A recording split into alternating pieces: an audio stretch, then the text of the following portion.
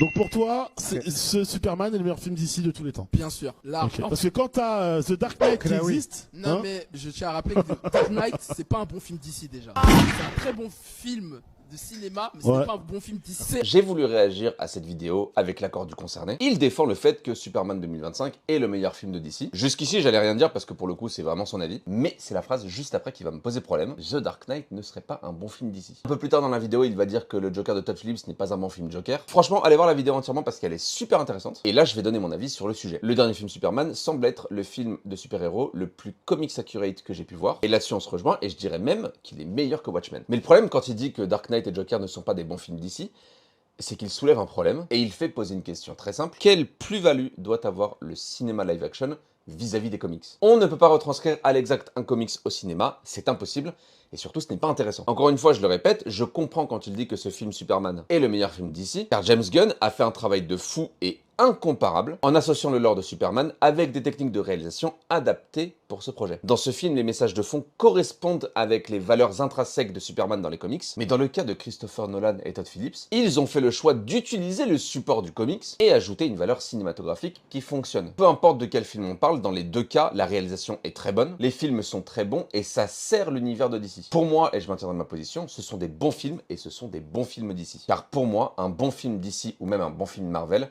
n'a pas besoin d'être comics accurate. Vous prenez Captain America Civil War, il est absolument pas comics accurate. C'est d'ailleurs pour ça qu'au début je l'avais pas aimé. Parce que normalement dans les comics, tout le monde se fout sur la tronche, mais les studios Marvel ont plutôt fait le choix de prendre le thème et le support de ce comics pour en faire un bon film de super-héros et par extension un bon film Marvel. Donc oui, Superman 2025 est un excellent film d'ici. C'est un des meilleurs et je suis d'accord. Mais pour moi, The Dark Knight et Joker le sont tout autant. Et toi, t'en penses quoi?